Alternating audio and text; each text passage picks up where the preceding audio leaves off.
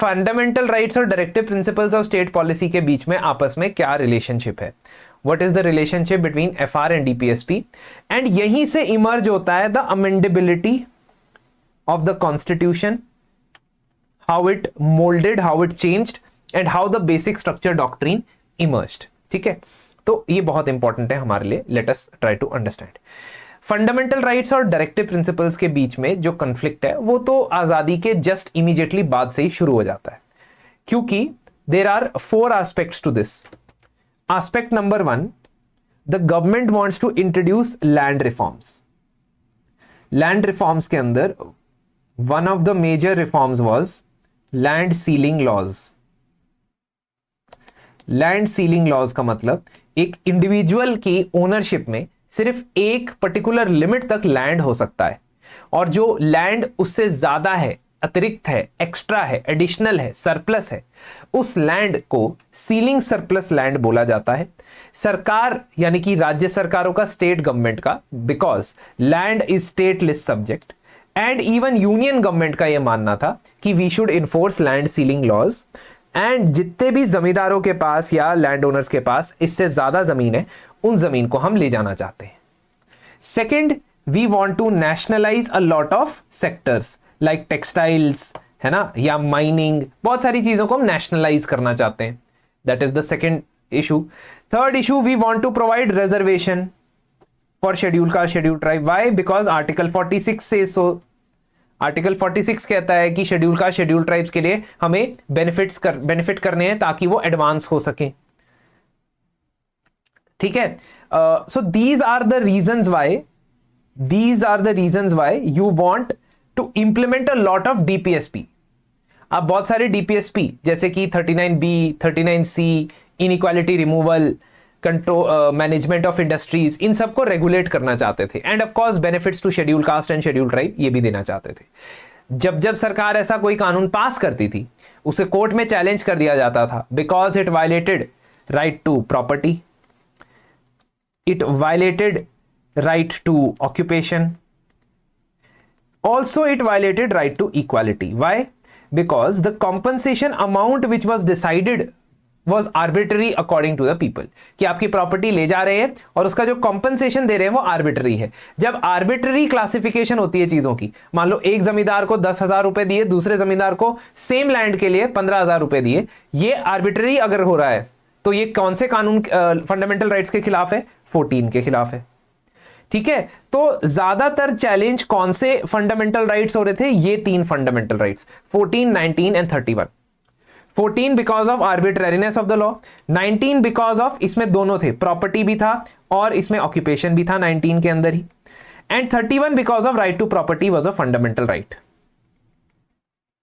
ठीक है, तो ज्यादातर यही कानून चैलेंज हो रहे थे, 14, 19, 31।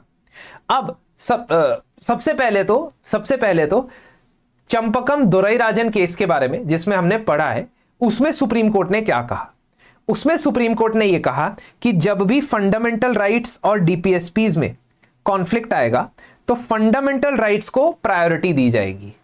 जैसे रिजर्वेशन को प्रोवाइड करने के लिए जो प्रावधान किए जा रहे थे, उनको डायरेक्टिव प्रिंसिपल्स के आर्टिकल 46 की वजह से किया जा रहा था, ऐसा सरकार कह रही।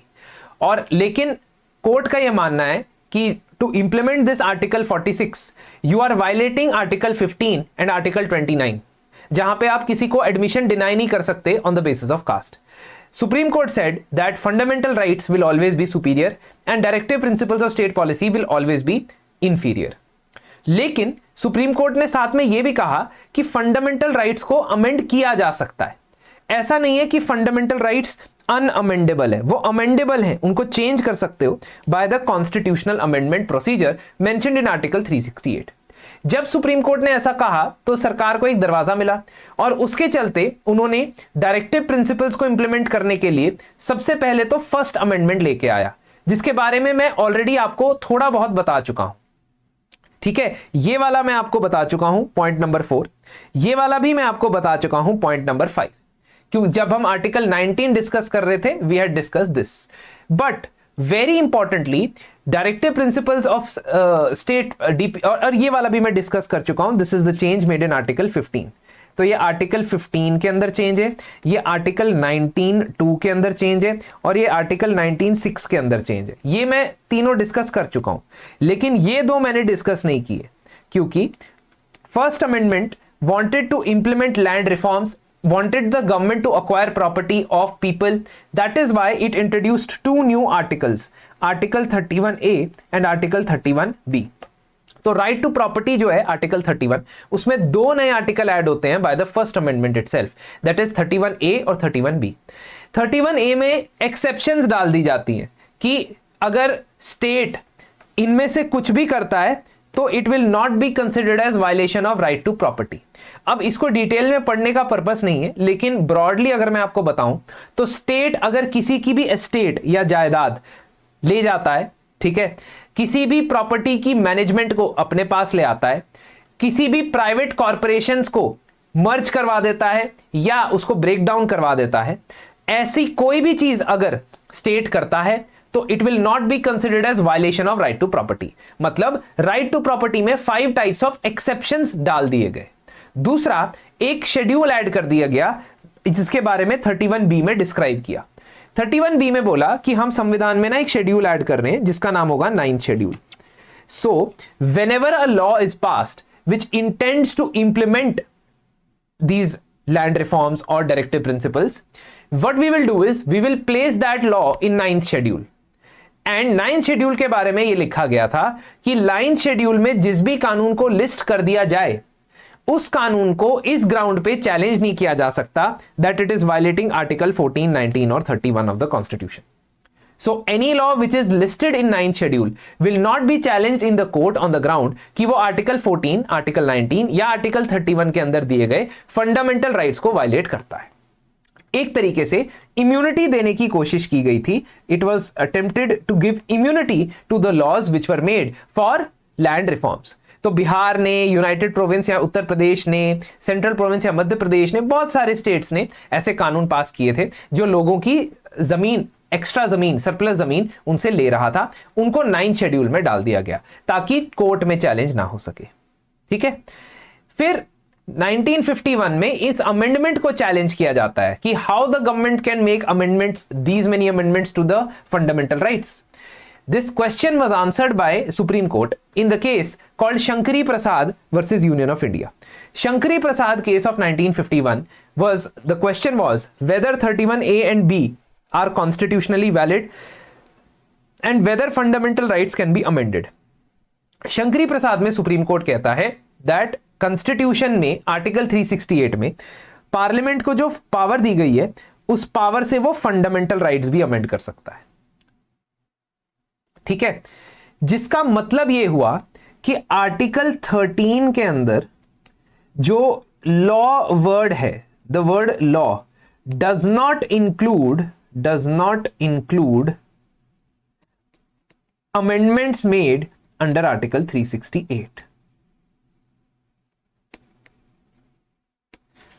सो शंकरी प्रसाद में सुप्रीम कोर्ट ने पहली बार यह कहा कि जो लॉ की परिभाषा आर्टिकल 13 में दी गई है उसमें कॉन्स्टिट्यूशनल अमेंडमेंट एक्ट नहीं आता है।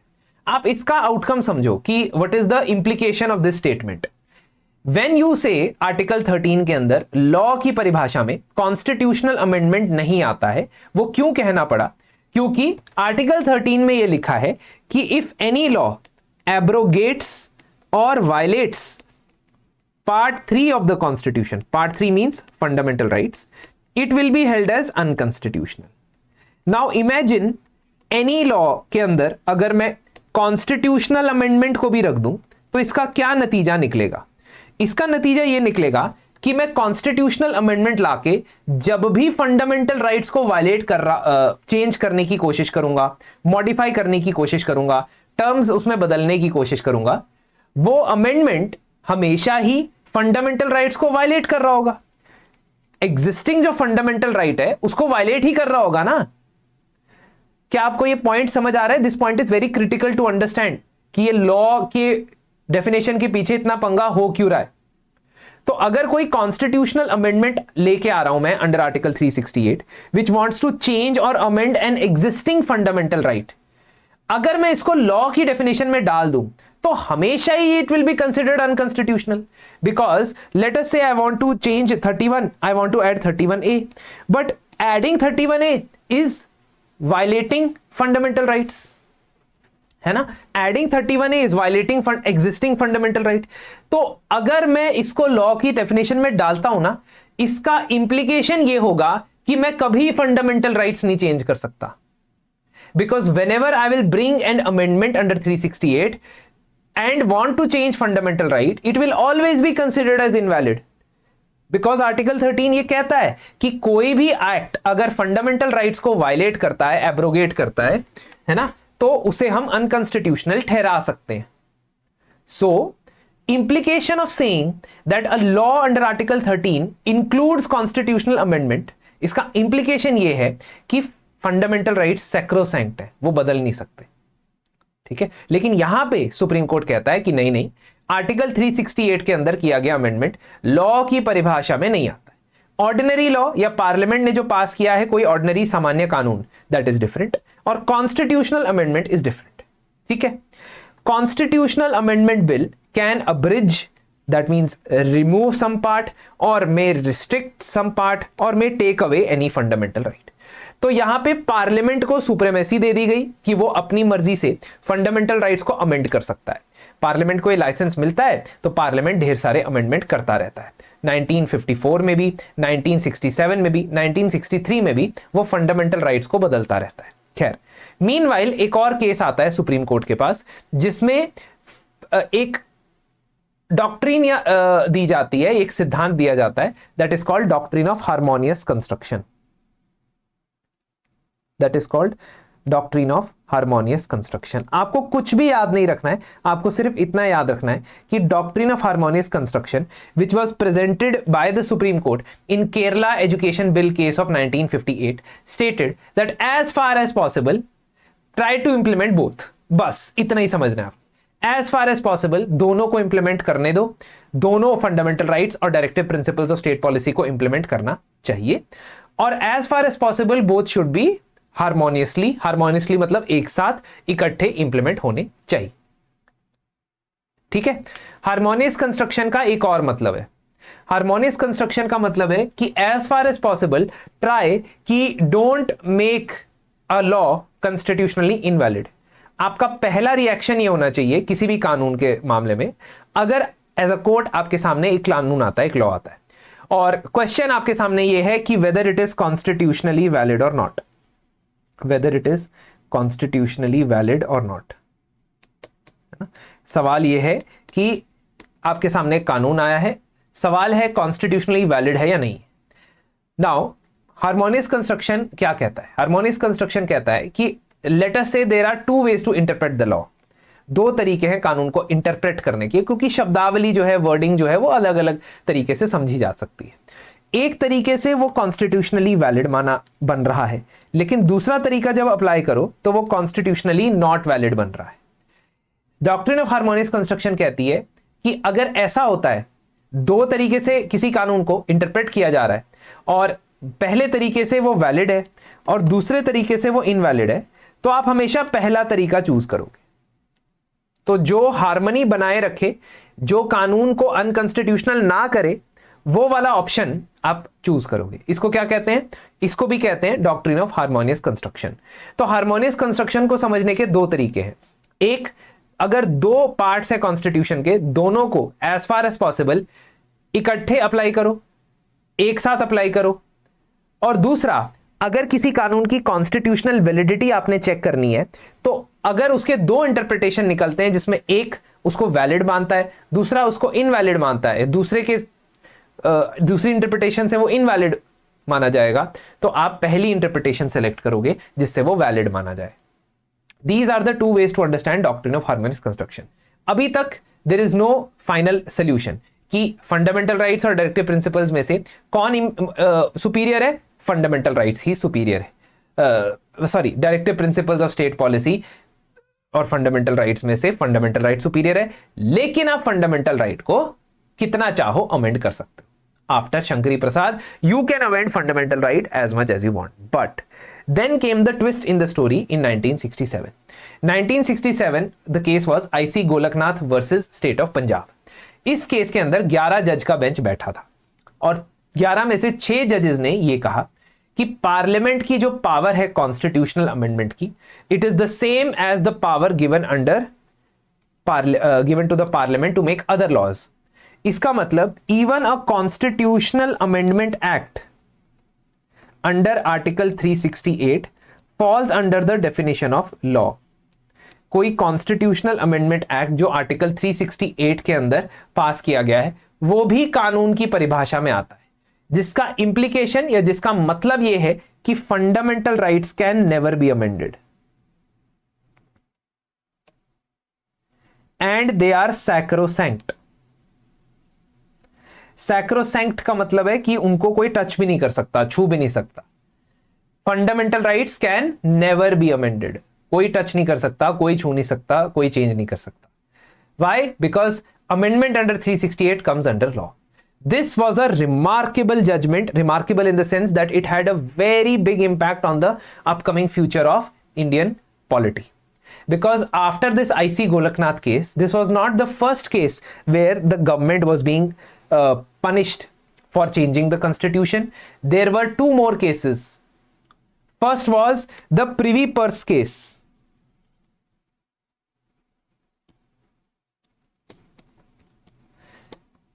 ठीक है. Other was bank nationalization case.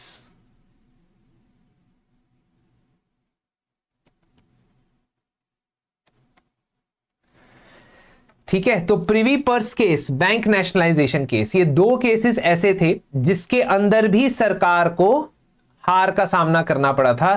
Court ने सरकार पे बहुत मतलब उनके डिसीजंस को बहुत कंडेम किया था.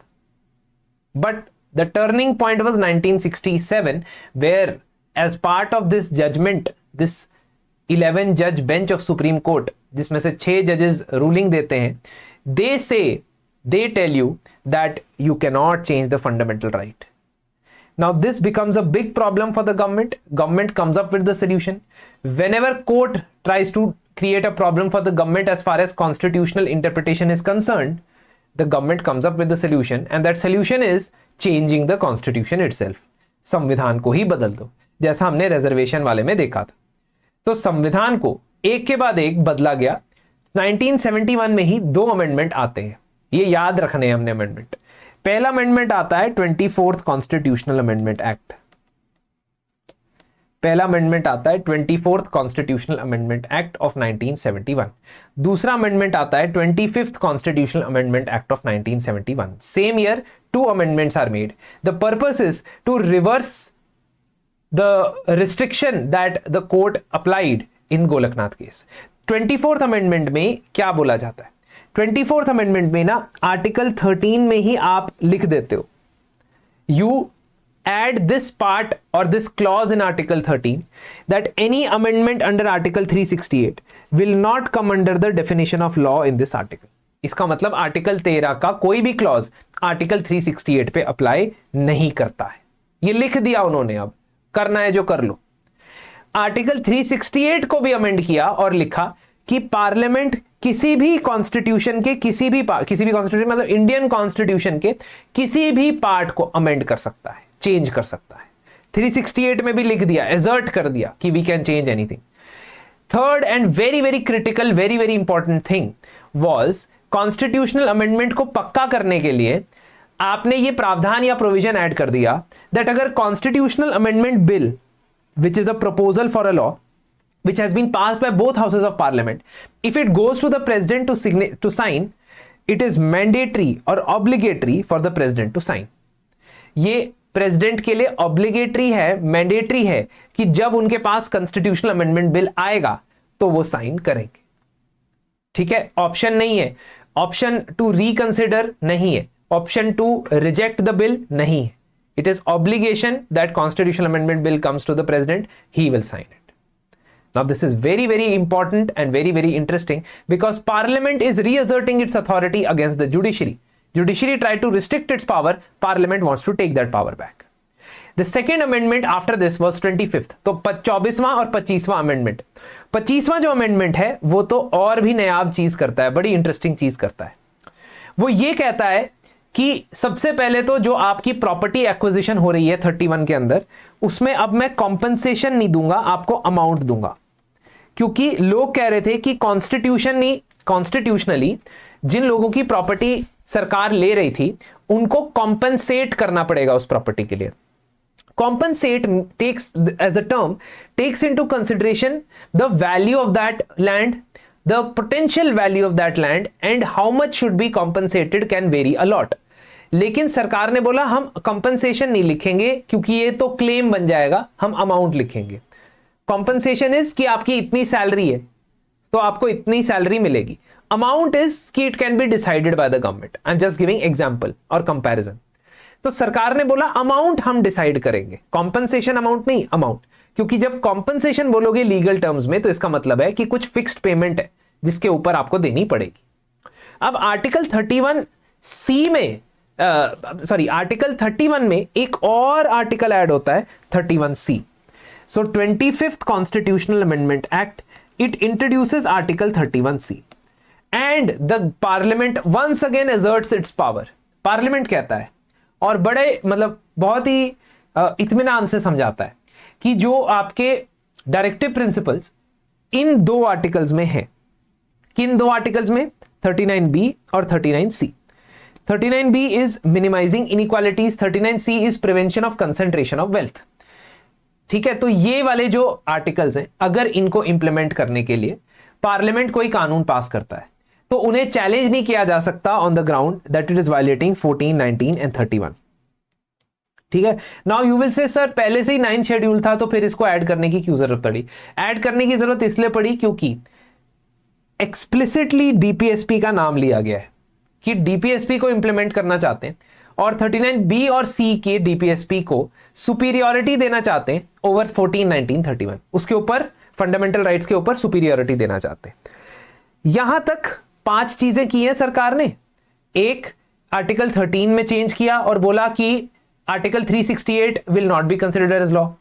दूसरा, आर्टिकल 368 में चेंज किया और बोला कि हम कुछ भी चेंज कर सकते हैं। तीसरा कि प्रेसिडेंट के ऊपर ये कंपल्शन है कि वो कॉन्स्टिट्यूशनल अमेंडमेंट बिल साइन करेंगे ही करेंगे। चौथा कि कंपनसेशन की जगह अमाउंट शब्द लिख दिया। पांचवा कि 31C ऐड कर दिया और आर्टिकल 39B और C को इंप्लीमेंट करने के लिए अगर कोई डीपीएसपी आता है तो वो इम्यून हो गया। यहां तक जो भी किया वो ठीक था अकॉर्डिंग टू द कोर्ट। ठीक है, अकॉर्डिंग टू द कोर्ट, अदालत के तौर पे यहां तक जो किया वो ठीक था। लेकिन ये क्यों किया? अतामाजी सटकली, ये क्यों किया? अब ये क्यों किया का जवाब मिलता है 1973 में, which is a very very landmark case which is called Kesavananda Bharati case. Kesavananda Bharati case में 24th अमेंडमेंट, 25th अमेंडमेंट, इनकी कॉन्स्टिट्यूशनल वैलिडिटी पे सवाल उठाया जाता है that whether parliament can give itself this much power to amend any part of the constitution. The question is answered where the court in a 13 judge bench verdict, 13 जज का bench, ये कहता है कि 24th में जो भी अमेंडमेंट किया है हम उसे एक्सेप्ट करते हैं, स्वीकार करते हैं। 25th में पहले दो जो अमेंडमेंट किए हैं हम उसे भी एक्सेप्ट करते हैं, but we can not accept that you are saying this. What is this point? Point number 3। Point number 3 says that the law containing declaration for giving effect to 39B and C shall not be questioned in any court on any ground that it does not give effect to such a policy। इस statement का क्या मतलब है? इस statement का यह मतलब है कि अगर मैंने एज अ पार्लियामेंट एक कानून बनाया और उस कानून में लिख दिया कि ये कानून मैं 39B और 39C को इंप्लीमेंट करने के लिए बना रही हूं, तो the court will have to take my word for it. इस बात का मतलब क्या हुआ? इस बात का मतलब यह है कि कोर्ट यह भी चेक नहीं कर सकता कि ये जो कानून है क्या ये एक्चुअली 39B और C को इंप्लीमेंट करता है, whether it actually implements 39B और C। देखो, हम ये मान सकते हैं कि आप जुडिशियल रिव्यू की पावर को लिमिट कर दो, जैसे यहां पे लिमिट किया गया कि हां कोई भी कानून पास हो रहा है 39B को इंप्लीमेंट करने के लिए, तो जुडिशरी ये नहीं कह सकती कि इट इज वायलेटिंग 14, 19, 31। लेकिन आप कंप्लीटली उस कानून को इम्यून कर दो, 100% इम्यूनिटी दे दो और ये कहो कि जुडिशरी रिव्यू कर ही नहीं सकती, even on the grounds that whether this is giving effect to the policy और नॉट। मान लो मैं आर्टिकल 39 ऊपर एक पार्लियामेंट एक कानून पास करे, उसमें ऊपर लिख दे कि आर्टिकल 39B को इंप्लीमेंट करने के लिए मैं एक कानून ला रहा हूं, लेकिन अंदर उसके अंदर कुछ भी ऐसा नहीं किया जा रहा है जिससे 39B यानी कि इनइक्वालिटी को मिनिमाइज किया जा रहा हो। क्या कोर्ट यह भी चेक नहीं कर सकता?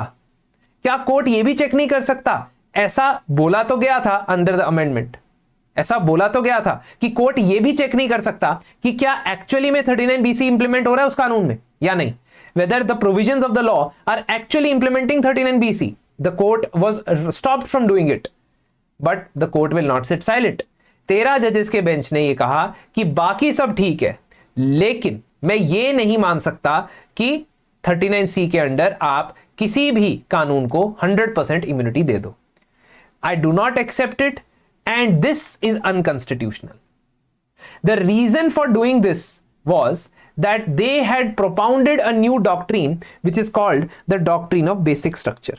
बेसिक स्ट्रक्चर के बारे में बात पहले भी हो चुकी थी, कोर्ट की जजमेंट्स में उसका मेंशन पहले भी था, लेकिन पहली बार सुप्रीम कोर्ट ने उसे enforceable part of the judgment का हिस्सा बनाया। Enforceable part of the judgment वो हिस्सा होता है जो अप्लाई होता है, एप्लीकेबल होता है, और बाकी ऑब्जर्वेशन हो सकती है जजेस की, कि जजेस ऑब्जर्व कर रहे हैं कि क्राइम बहुत बढ़ रहा है ना, या साइबर क्राइम बहुत बढ़ रहा है। But applicable part of the judgment में बेसिक स्ट्रक्चर डॉक्ट्रिन को इंट्रोड्यूस करने वाला कौन सा केस था? वो था केशव नंदा भारती केस। तो उसने ये कह दिया आपको साफ साफ कि आप कॉन्स्टिट्यूशन का कोई भी पार्ट चेंज कर सकते, you can change any part of the constitution including fundamental rights. So जो गोलकनाथ केस की जजमेंट थी, असर्शन थी कि फंडामेंटल राइट्स सैक्रोसैंक्ट होते हैं और उनको कोई बदल नहीं सकता, द सुप्रीम कोर्ट्स 13 जज bench it reverse that judgment. उसने रिवर्स कर दिया, उसने बोला नहीं, आर्टिकल 13 के अंदर जो लॉ की परिभाषा है उसमें कॉन्स्टिट्यूशनल अमेंडमेंट नहीं आता है, we accept it and now you have even written it in the constitution, we accept it. ठीक है, but at the same time you can change anything in the constitution apart from its basic structure or basic features of the constitution. Now what basic features are was varying according to the judge. हर एक जज अपने अपने अलग 10, 12, 15 point दे रहा था। कोई secularism कह रहा था, कोई रूल ऑफ लॉ कह रहा था, कोई डेमोक्रेसी कह रहा था, कोई रिपब्लिक कह रहा था। तो बहुत सारी चीजों को बेसिक स्ट्रक्चर माना जा रहा था कि अगर बेसिक स्ट्रक्चर बदल जाता है, चेंज हो जाता है, तो दैट इज नॉट एक्सेप्टेबल। ये बिल्कुल भी एक्सेप्टेबल नहीं है। और इसी के साथ जन्म होता है इस डॉक्ट्रिन का, जो आगे जाके पार्लियामेंट की constitutional power, constitutional amendment power के ऊपर एक लिमिट बन के आता है। सो गोलकनाथ जजमेंट के अंदर जो पार्लियामेंट के ऊपर 100% रोक लगा दी गई थी फंडामेंटल राइट्स को चेंज करने के लिए, वो रोक हटा दी जाती है, that is modified, that is changed. But there is still a limit on the amending power and that limit is defined by the basic structure. What is the basic structure? The court will tell you what is the basic structure. So any constitutional amendment can only be held as invalid if it violates the basic structure of the constitution. बाकी कुछ मर्जी कर ले वो, कोई फर्क नहीं पड़ता। अगर वो बेसिक स्ट्रक्चर को चेंज कर रहा है, सिर्फ तभी वो इनवैलिडेट हो सकता है। अब over the years so many things have been included under the umbrella of basic structure. That is supremacy of constitution, sovereignty of the country, secularism, democracy, republic, separation of powers का principle, judicial review का principle, welfare state का principle, equality, freedom, indignity, parliamentary system का principle, जितनी भी ये चीजें, ये सब basic structure का पार्ट है, लेकिन इसकी कोई exhaustive list नहीं है। एग्जॉस्टिव लिस्ट का मतलब है कि मैंने 100 आइटम्स की लिस्ट बना दी और बोल दिया ये बेसिक स्ट्रक्चर है, इसके बाहर कुछ भी बेसिक स्ट्रक्चर नहीं है। So there is no such exhaustive list, ऐसी कोई लिस्ट नहीं। लेकिन आपको लग रहा होगा कि एक बार सुप्रीम कोर्ट ने ये रुकावट लगा दी, ये रिस्ट्रिक्शन लगा दी, तो क्या सरकार मान जाएगी? नहीं। और खासतौर पे तब जब इंदिरा गांधी की सरकार हो, और खासतौर पे जब इमरजेंसी लगी हो। अब इमरजेंसी के दौरान, during the national emergency which continued from 1975 to 1977, the constitution of India was amended by the emergency वाली parliament, and they said that we want to counter this argument or counter this innovation of basic structure. By the 42nd amendment, what they did, first of all, they made change to Article 31C. And they said that not only 39B and C, now we are including every DPSP or any DPSP, every and any DPSP, if it is to be implemented by a law, that law will not be called into question in the court. अदालत में उसको इस basis पे challenge नहीं किया जाएगा कि वो फंडामेंटल राइट्स को वायलेट करता है। तो 39B और C से एक्सपैंड करके उसने सभी डीपीएसपी को इसके अंदर इंक्लूड कर दिया। ठीक है। ऑल्सो आर्टिकल 368 में लिख दिया that there is no limitation on the constituent power of parliament and no amendment can be questioned in any court on any ground including contravention of fundamental right. Now supreme court के दिल पे लगेगी ये बात, supreme court तो परेशान हो जाएगा। क्यों? क्योंकि उनके हिसाब से the power to review the laws including the constitutional amendments is basic structure. This is what it asserted in the year 1980। Minerva mills case में फाइनली ये मामला सेटल होता है, जहां पे सुप्रीम कोर्ट कहता है कि जुडिशियल रिव्यू भी बेसिक स्ट्रक्चर का पार्ट है। किसी भी अमेंडमेंट से जब आप जुडिशियल रिव्यू को ले जाते हो, रिस्ट्रिक्ट करते हो, तो आप ये समझ लीजिए कि उसे अनकॉन्स्टिट्यूशनल ही माना जाएगा। It will be considered as unconstitutional. So 42nd amendment से जो 31C में चेंजेस किए गए थे, they were considered as unconstitutional. इसका मतलब है कि 31C reverted back to that position जो केशव नंदा भारती केस के अंदर एक्सेप्ट हुई थी, और वो ये थी कि अगर 39B और 39C इन दो डीपीएसपी को इंप्लीमेंट करने के लिए कोई लॉ आता है, तो उस लॉ को इस ग्राउंड पे चैलेंज नहीं किया जा सकता कि वो 14, 19, 31 को वायलेट करता है। अब तो चलो 31 था ही नहीं, क्योंकि 1978 में 31 that is right to property इसको हटा दिया गया था। So this is the basic premise of understanding the relationship between FR and DPSP. Now, what is the premise? Premise is that in normal circumstances, we want that they should have harmonious construction. In normal circumstances, fundamental rights might be amended by the by the parliament. In normal circumstances, fundamental rights being enforceable will be preferred in favor of directive principles. But not in normal circumstances, that is when article 39B and 39C are to be implemented. जब 39B और 39C को implement करना होगा, उस वक्त that time it will not be inferior to fundamental rights. In fact, it may override, it may violate certain fundamental rights under 14 and 19. तो सिर्फ इन दो आर्टिकल्स के केस में डायरेक्टिव प्रिंसिपल्स के पास सुप्रीमेसी है। Otherwise the question is of balance, the question is of harmonious construction. As far as possible apply it.